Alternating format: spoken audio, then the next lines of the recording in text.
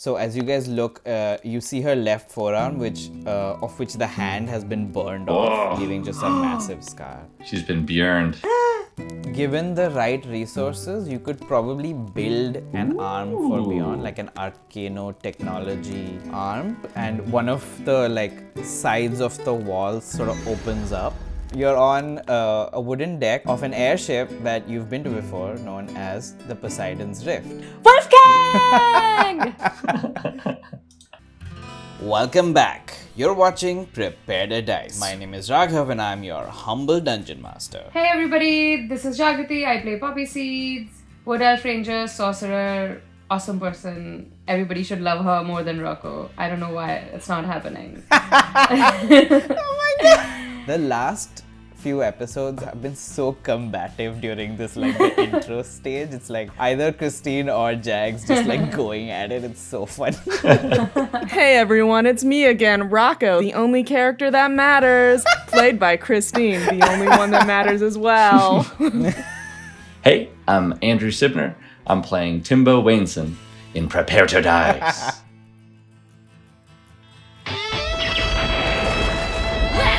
You're the heroes of a bygone age and it's time to rage. Test your luck against the forces of fate. Do you have what it takes? Is the damage gonna take its toll or will you risk it all? Can you answer the call and pay the price? It's a game of sacrifice, so prepare to die.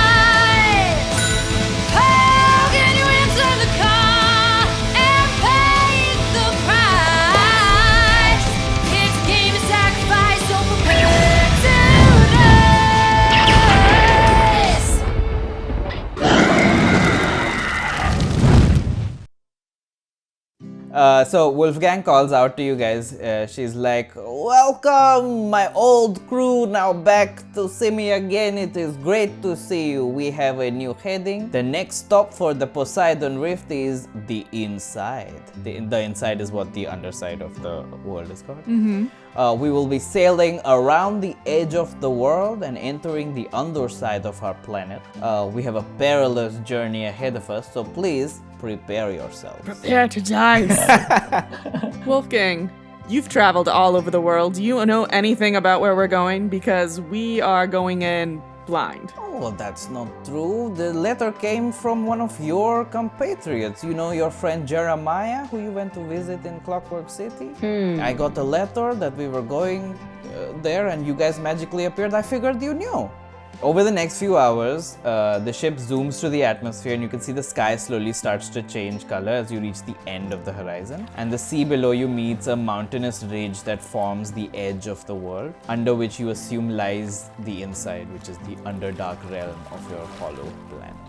So Wolfgang calls out to you. She goes, "All right, crew, I need someone at the rear console and one person each on starboard and port sides. Please take your positions and act on my command. This will require precision and perfect timing." I'll go to the rear. I go right. Okay. Star goes to the starboard side, and then I just go in a random direction, but I don't know where it is.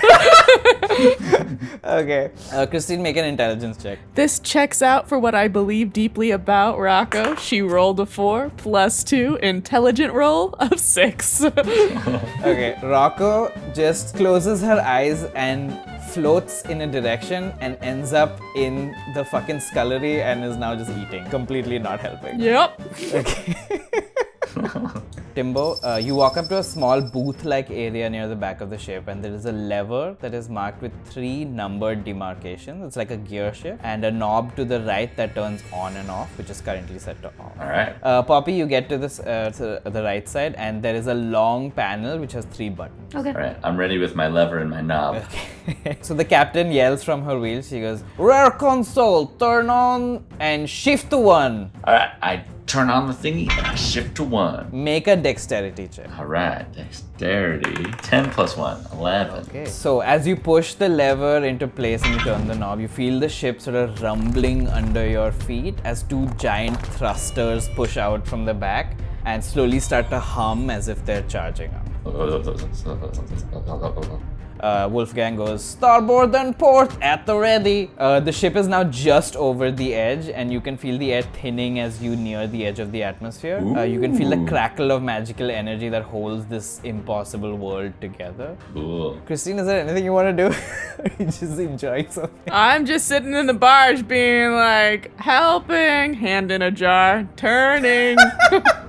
Okay, fine. So then you hear the captain yells, rear console, shift to 3 now. Make an intelligence check. 6 plus 3, 9. Okay. And then the captain also says, all right, starboard and port. I want you to press all 3 buttons one after the other. Go, go, go! Poppy, what are you gonna do? Because you're only on the right side. Yeah, I don't know. See, you're on one of the sides, which is starboard, right? And the port side is empty. There's 3 buttons on either side, and she wants you to press all 3. I'm a fucking ranger. I run fast. I just do like a little flip.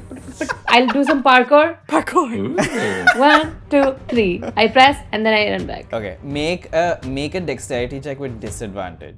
I got 18 and 8. Ooh. But I have a +6, so I have a 14. Okay, Timbo, you flounder a bit, pushing the lever a second too late. The thrusters blast into action and flames and magical energy erupt from them, and the ship lurches forward, but it's unable to exit the gravitational pull of the planet properly. And you see as Poppy sort of stumbles. But because Poppy did roll well and did succeed, you see Poppy ready herself, jump into action, and she literally leaps from one side of the ship to the other as she presses the button. She jumps, she kicks one of the buttons, uses that and pushes herself off. You see her like do a flip in the air to the other side, press a button and then do that for each button. Oh yeah. That is cool. So you see as the ship is leaving the atmosphere, 3 grappling hooks on steel wires fire out of the panels on the sides of the ship, lock onto the icy surface of the mountains, and they're pulled taut as the ship sort of passes over the edge. With the push of the thrusters, you watch as the ship flies as far out from the edge as it can before being pulled by the hooks that are fastened underneath, and then it starts to tilt down as it curves over and around the edge of the planet. Just as it completes the curve, the captain yells out, all right, hit those buttons again and kill the thrusters. I hit the button. So I roll again. Again with disadvantage, yeah. Dex? Yeah, dex for both of you. Okay. Oh, 18 plus 1. So just a moment. 19. Oh no, this is not good. I got a 1 and a 15. Oh. I'd like to add too, at this point I have thrown up. Thrown up?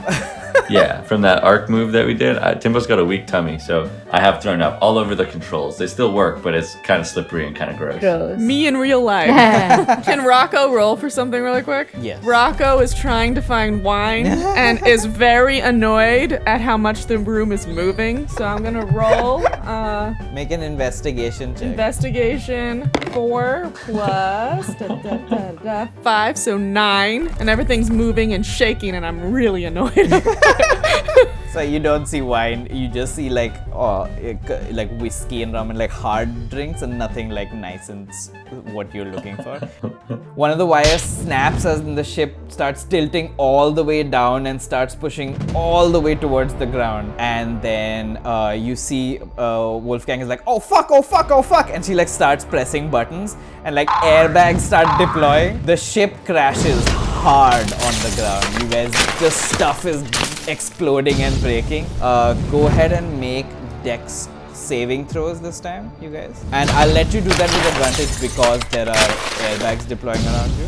I have 19 plus 3, so 22. If we have advantage, I got 14 plus 2, 16. That's right, Rocco can't crash, baby. There is no ground for Rocco. Sky's the limit. In the crash, you guys are tumbling through, hitting airbags, hitting the ground. You all take 34 halved to 17 damage. Per person? Per person, including Bjorn. That puts me at 33 health points. audience. As you guys are like sort of climbing out of the wreckage of this now destroyed airship with your bullshit antics, all of you are sort of climbing out. You see the like crazy landscape of the inside. It's almost like this place is black and white. Far in the distance, a huge castle that looks like it's made out of like dark black obsidian that you assume is the Lich's lair. I gotta say, it's great that our look changed for us to have this like goth glam fight in a goth glam place. Like, yeah. wow, album cover all the way. Timbo, keep making notes. Pretty metal. I'm taking notes.